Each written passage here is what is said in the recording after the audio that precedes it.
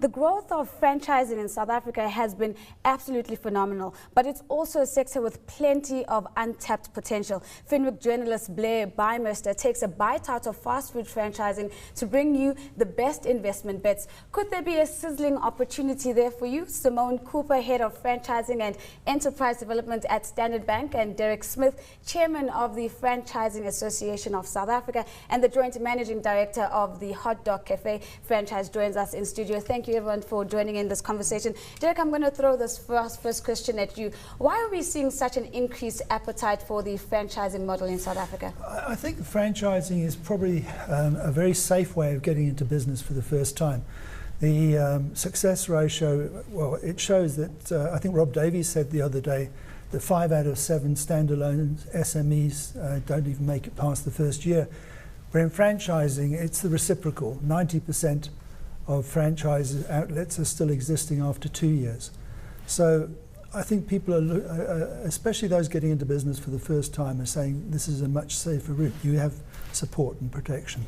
Simone, would you concur with those sentiments? And particularly, I want to throw the question of whether entrepreneurs generally have a good understanding of what they're getting into when they try to adopt the franchising model. Is there a general understanding of what it takes to make it work?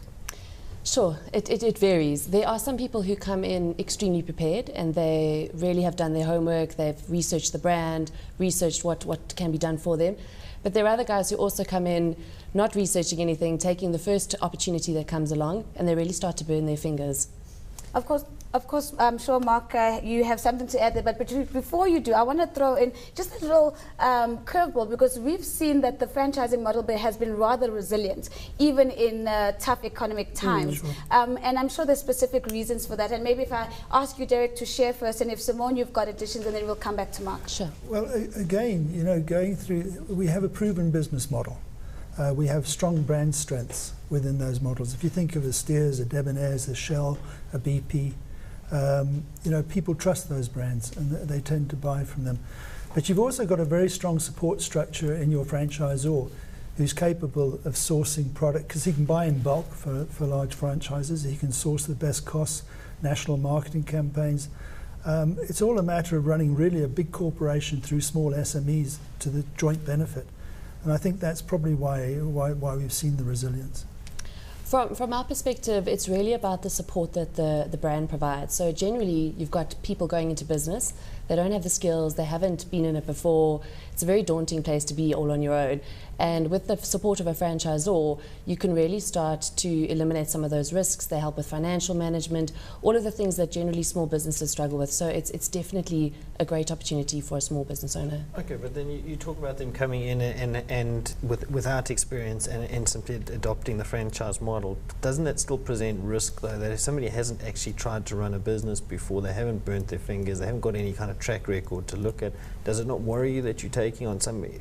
I understand the benefits, but does it not worry you from an experience perspective? Or maybe turning the question around, is it still important? You can't just assume that if I walk out of here today and say, great, I'm going to start a Steers franchise, does that make me any more capable of running the business than if I hadn't picked a Steers franchise or something existed? Yeah, we generally work very, very closely with the franchisors themselves. So we're looking at very, very strong brands that are making sure that they're picking the right candidates and that they're also providing the right training. So there are a lot of brands out there who aren't necessarily doing the right training, who aren't providing the right systems and processes. So we generally take a steer from the work that we do on the franchisor itself and understand their systems and processes. So they will send guys through very long training programs, they will accredit them. So by the time we see the guys that are coming through, they generally have been screened for general business acumen, and there's a lot of things that will make it more successful than just a normal startup. Yeah. There is also the point, you've got a proven business system. You actually don't want franchisees that change and mess around with that system. So in a way, someone who has not been in business before is like a fresh piece of paper. Sure. And they won't mess with the system as easily. I suppose one thing I want to throw back to you again. So, I mean, we've seen, for instance, Rhapsodies in the news recently, Yes. and this is the kind of thing that worries a lot of people when they hear the franchising thing. And you know, there's a lot of a glamour factor to running a restaurant of the Rhapsodies Yes. nature. But the systems weren't in place there, and yet you've had a situation where a lot of people have been led to believe that these systems are there and the financial controls are in place. Basically working on what's in the media at the moment, those controls weren't there. How do you turn it around from the perspective of both the lender and the potential franchisee? How do they know that they're getting into a proven business model where they do have what they claim to have? Yeah, so we encourage all of our clients to do their own homework. So we've obviously done a host of homework on the brands themselves.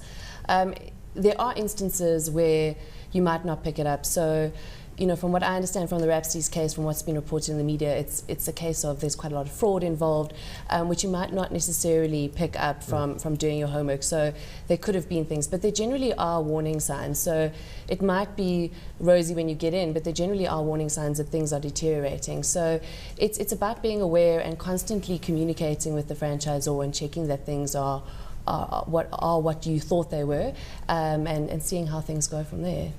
Mark, if I might add to that, I know a little bit about the Rhapsody's case, and there the actual operating units are pretty viable, as much as any franchise. There is allegations of serious fraud. Now you can write a law saying thou shalt not murder, but it doesn't stop people killing people. And similarly, if a guy is going to break the law and defraud people, that's beyond setting the rules. Fair enough. And I think that's where one of the problems. There was a bit of naivety, I think, as well, is that when it was suggested that the systems be broken, the franchisees went along with it by trusting the particular gentleman. So I think, you know, it was more a fraudulent problem than it was a systems problem. Okay, fair enough. I guess one of the other things that then comes in is a lot of capital. Franchises tend to be quite capital intensive, particularly when you look in the fast food space. I know that there are some of the smaller ones, but typically, you know, you can be looking $500,000 to $1 million just to get your foot in the door. How much of that unencumbered should be an unencumbered capital that when you're looking at it from a lender's perspective? From a lending perspective, we generally take our steer from the franchisor themselves.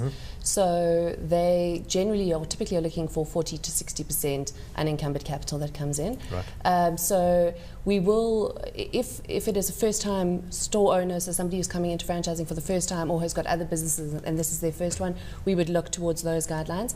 There are instances where you might go lower than that if it's somebody who has got multiple businesses and multiple stores and they've built up a lot of equity in that. But we are generally guided by the franchisors. They've tested the models, they understand how much you can gear the business and how much you can't. What about there seems to be the argument, whenever you talk to the franchisors themselves, they tend to talk about this owner-manager model where the owner's in the store the whole time, and maybe Derek can also give some input here as well. But then you talk to those that make a real success of it tend to operate multiple stores. So how do you guys view that from a risk perspective? You know, should the guy be sitting in his store, the store that he owns, and sitting on top of it the whole time? And how do you manage that from a risk perspective? And then I guess from an operational perspective, how do you manage that where you've got multiple franchise operations? Do you want to go first? All right. So from a risk perspective, obviously we encourage the owner-managed model. It means that the store owner's on site, he's got his finger on the pulse on what's going on. You know, particularly in retail and restaurant industries, there's a lot of theft if you're not on site. So if there's a first-time franchisee that we're looking at, we would generally look at someone to be owner-managed. However, once someone has made a success of one store, it is possible for them to expand into other stores. So we will look at how successful they've been, what controls and what systems they will put in place into the existing stores once they go and acquire new stores. So it's really, each case is assessed on its merits, and each one is done individually. So you'll look at the entrepreneur themselves, the brand that they're within, what they've said, how successful they've made their existing stores. So it's really dependent on their previous history in that instance. Okay. I think also there's personality. It doesn't matter whether it's franchising or it's any other form of corporation. You get certain guys that are very good at running one operation, but they're not very good at delegating to management to run 2 or 3 operations. I think that's a very important factor. It's the nature of the animal as well. Certain franchises lend themselves to be managed at more arm's length, some don't. Right. I mean, for example, a Rhapsodies, you quoted Rhapsodies, that is a very complicated animal. It goes all the way from preparation of butchery meat through to processing, through to alcohol, through to, you need to be hands-on, you need to be in the store, that's for sure. Derek, there's a very interesting trend that I want to pick on, and this is the collaboration that we're seeing between fuel franchises and retail franchises. You know, what are the benefits of going it that route? Well, in America, this has always been a big thing. It's maximising the space. They have the petrol stations have the foot traffic by its very nature, but it's also a convenience point. I mean, you know, traditionally we used to go to large centres like the Menlins of the world and things like that, but that's quite an effort.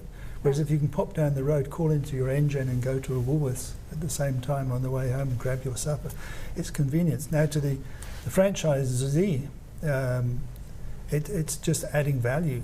You know, I think margins on petrol are getting tighter, and they're looking for other forms and sources of income and just maximising the space.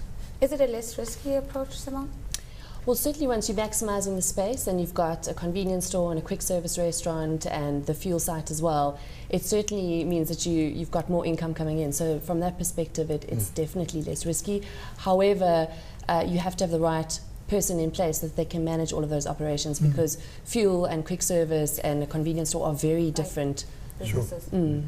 I would like to look at the relationship between the franchisor and the franchisee. Obviously, it's a very long-term relationship, and I want to look at, I want to chat quickly about, you know, the control that I as a franchisee have over my store when there are things such as refurbishments, you know, new look and feel and stuff like that. And if I, you know, at the moment I don't currently have the cash to do, you know, to carry out such an exercise, how much control do I have as a store owner to say, actually, I just don't have the money to buy new couches, to get new cups or new glasses, you know, fancier ones, etc., etc. You know, where and how do we reach a common ground in that respect?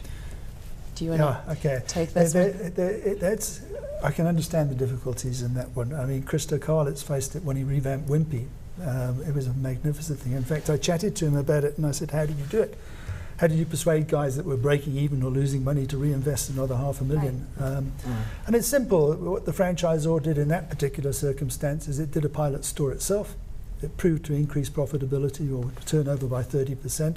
And people are not silly. When they see that type of thing, they want part of it. It's necessary.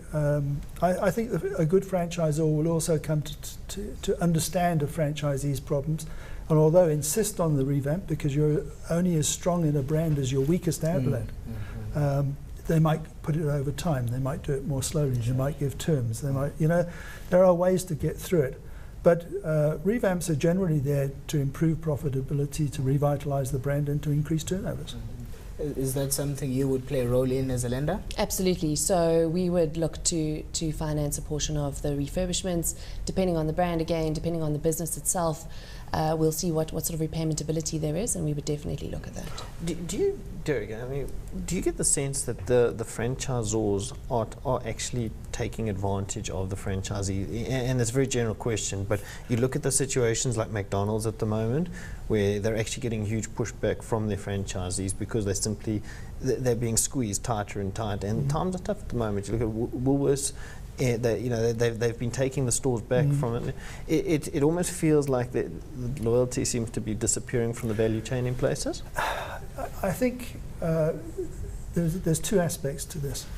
I think a franchise only works where both parties are making money or losing money equally or investing money equally, you know, because it's a partnership. And the moment you swing the profitability to one side or the other, that franchise is doomed, in my opinion, because everybody's got to go home and be able to feed their families and make a living. I think with the McDonald's situation, you have an added complexity. Once you become a publicly listed company, then the pressures of the JSE come on your shoulders, and then you've got to produce quarter after quarter. And sometimes that may or may not, I'm not saying it did in that situation, it may just create some over-enthusiasm in ways of producing a quarterly profit. So it's a very good thing to be a quoted company in some instances, because you can raise cheaper money and grow. But it adds another strain to that relationship. I think we've